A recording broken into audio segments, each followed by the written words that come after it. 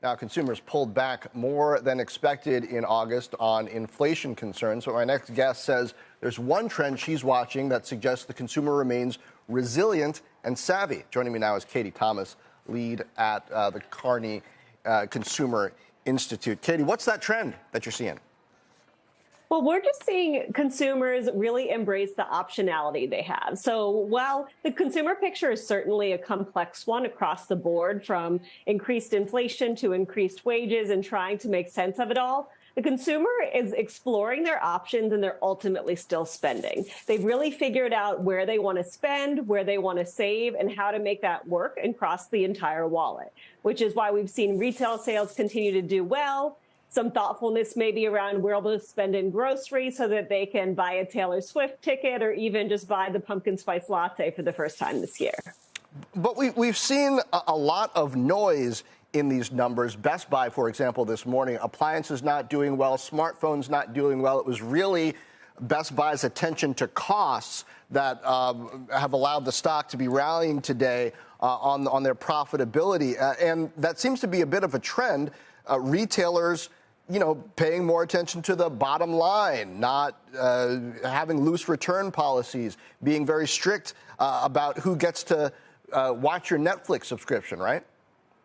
Yes, absolutely. So one thing we are seeing is a lot of, whether it's, yes, strictness with subscription offerings from Netflix, Costco, some other retailers, to tighter return policies. And that's where it's going to be an interesting interplay for consumers and where they actually choose to spend. So if you're a retailer that's tightened up your return policy for relatively obvious reasons, trying to reshape behaviors from ordering a lot and returning a lot, could still be very alienating to a core consumer base that is used to those kind of practices and those kinds of behaviors. So that's a great example of something that I would keep an eye on as you think about which retailers and which manufacturers may do well. Now, you say over half the consumers that you recently surveyed think their financial situation will get better moving forward. Square that for me with what we heard from Macy's and some others about the impact of higher interest rates on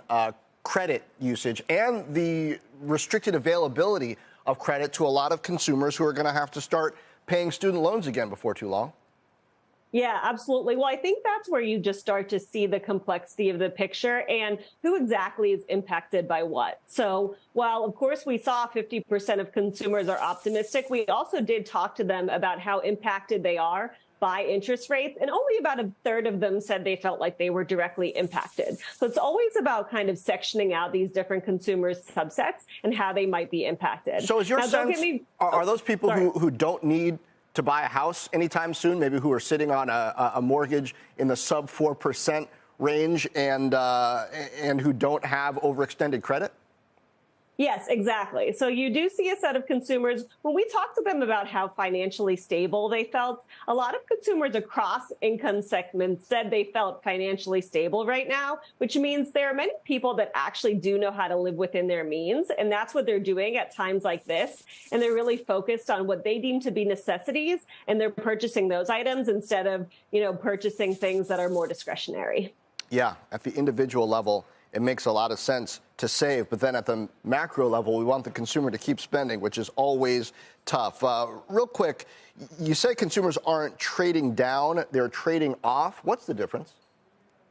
Well, so I think we use this blanket term oftentimes, trading down. It usually insinuates that they're going to a cheaper product. But a lot of times when we talk to consumers directly, they tell us it's really about that price value equation and where they feel like they're getting the best bang for their buck. It's not simply trading down to a cheaper item. If it does not deliver, they will go back to what they were buying before. So it's really about thinking about that entire equation and how they're spending across the wallet. 70% of consumers will save in one category to spend in another. So it's not a simple linear equation of every product, every category, consumers just looking at the next option down. Yeah. They're still going to see Beyonce. They're still getting those tickets. They're not, right? Right? Barbie, you name it. Yeah, they're still. All right, Katie Thomas, thank you.